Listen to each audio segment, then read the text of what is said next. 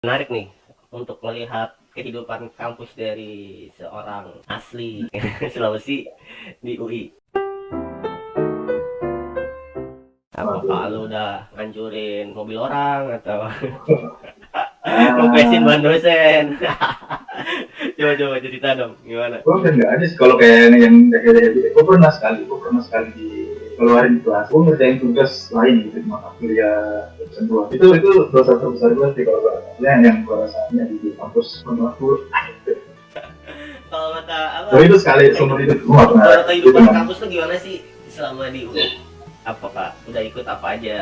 Gue tuh semester awal-awal ya lumayan aktif sih. Karena gue bilang tadi kan, kayak gue punya semangat baru.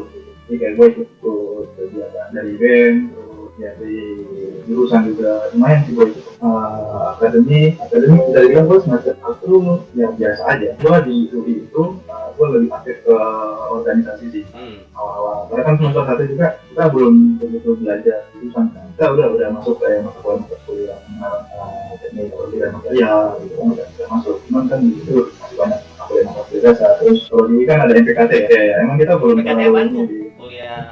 Kuliah pengembangan karakter itulah ya, teknologi budaya PKT.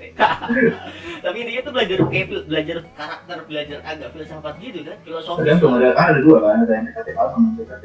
Jadi itu tuh mata kuliah dasar untuk anak-anak UI. Jadi buat teman-teman yang nanti masuk UI bakal daftar tuh namanya PKT. PKT itu belajar tentang karakter.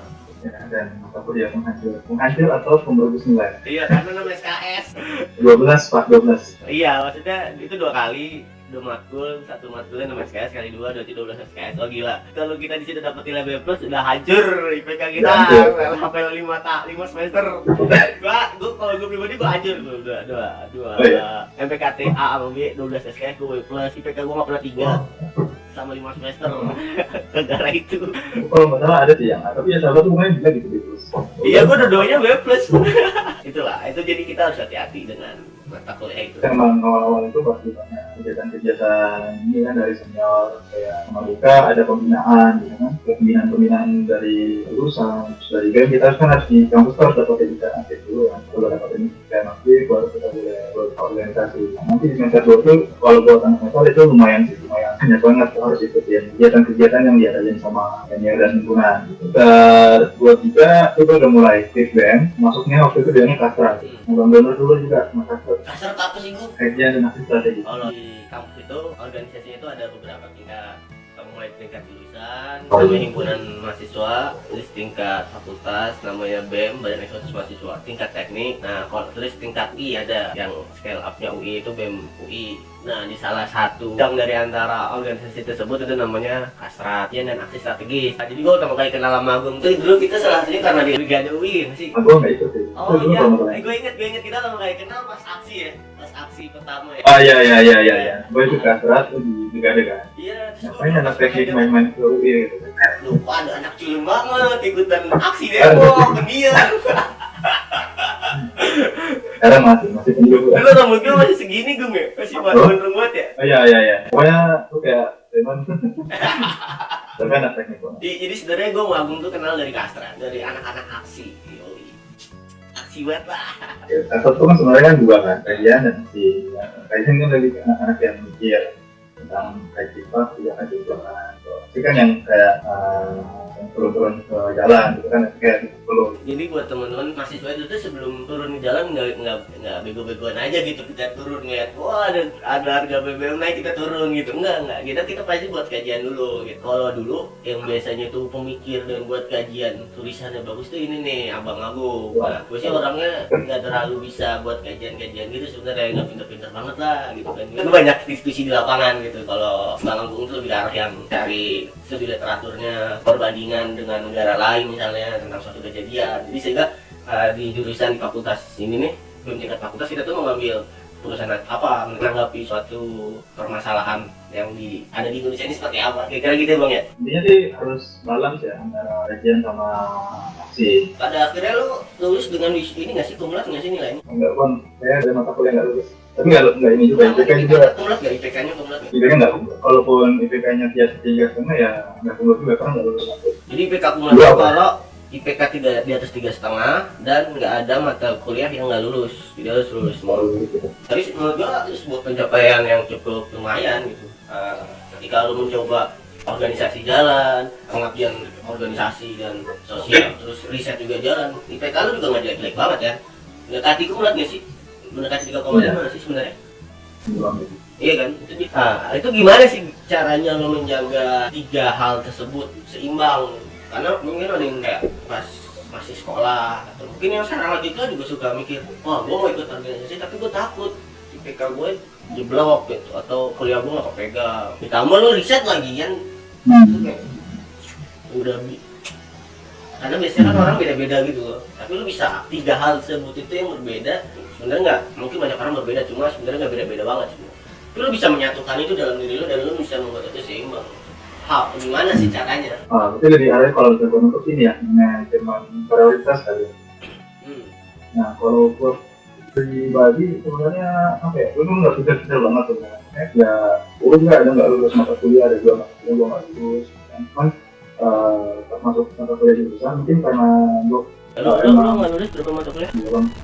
Iya. Nggak lulus 2 mata kuliah itu udah sesuatu yang bagus. Ya untuk mahasiswa biasa itu tuh nggak lulus 2 itu tuh udah sesuatu loh sebenarnya. Itu dia cuma nggak lulus 2. Gila. Ya apa ya?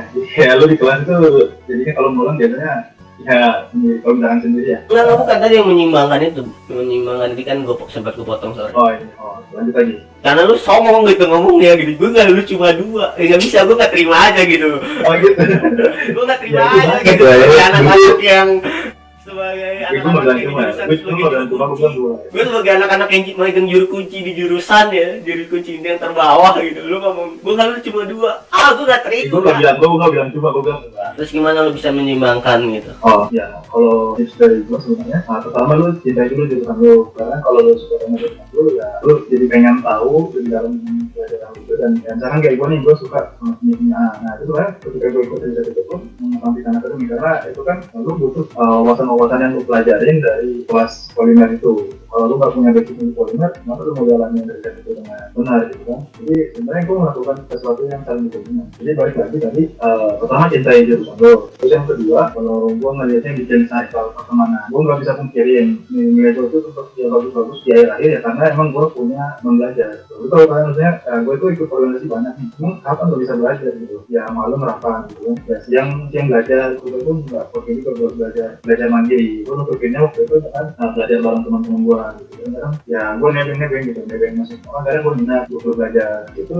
Ya udah, gue jadi lebih siap karena gue merasa jadi bisa diskusi. Jadi apa yang gue pelajarin di kelas itu gue bisa lebih mudah aja. Yang ketiga, datang kelas. Jadi gue rasa sebenarnya kalau lo datang kelas terus, ya pasti walaupun lo nggak pintar amat, ya lo pasti bisa gitu seperti kelasnya. Minimal kayak ada jadi kayak ada sesuatu yang bekas di otak lo gitu. Tapi coba deh lo nggak pernah masuk kelas atau lo masuk kelasnya bolong-bolong, pasti bakal beda sama orang yang datang terus kalau dia nggak pintar. Aku coba nanggepin nih. Yang pertama, cintai jurusan itu sebenarnya memang gue setuju banget sih, karena ketika kita mencintai, ketika kita happy, dapat happinessnya di situ tuh kayak pelajaran tuh masuk aja nggak sih gitu. Ya nggak sih gue dibandingkan gue emang udah nggak suka, udah nggak bisa, udah nggak suka, biasanya untuk bisa itu lebih sulit. Lo memaksakan yang tidak lo cintai gitu. Jadi mendingan kita jujur sama diri kita sendiri aja gitu kan. Kalau emang ternyata ini salah jurusan, ya udah cari jurusan lain gitu. Ya sebenarnya lo termasuk yang kayak gitu kan. Lo menyadari ketika di farmasi jurusan yang lo dapatin itu nggak cocok gitu. Lo nggak dapet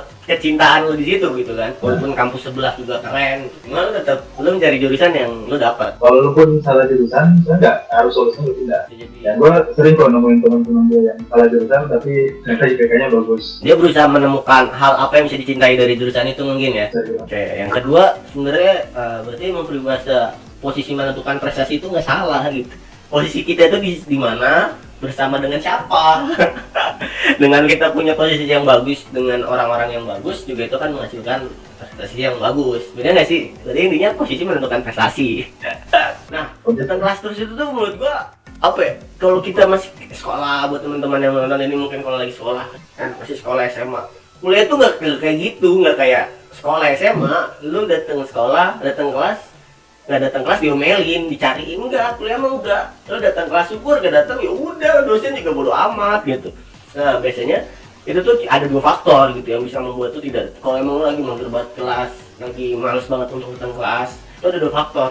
Satu, ini faktor utama adalah kita bisa menguatkan diri kita untuk konsisten dan ikut kelas lagi. Atau kedua, kalau lo punya teman yang seasik dan solid itu, lo bakal diseret untuk bisa datang ke kelas. Cuma ini sebenarnya tidak gue sarankan, karena walaupun gue pernah kayak gitu ya, diseret sama teman-teman gue. Thank you banget teman-teman di jurusan gue dulu ya, tapi itu bukan sesuatu yang baik sebenarnya, karena kita nggak kayak SMA nggak datang kelas diomelin gitu kan. Kuliah itu sebebas itu, dan ya udah, kalau kita memilih nggak datang kelas, Ya, itu tanggung jawab lu deh. buat anak-anak yang dari Indonesia gitu, dia apakah sebenarnya kuliah di Jepang itu segitu menyenangkannya atau sebetulnya menyedihkan?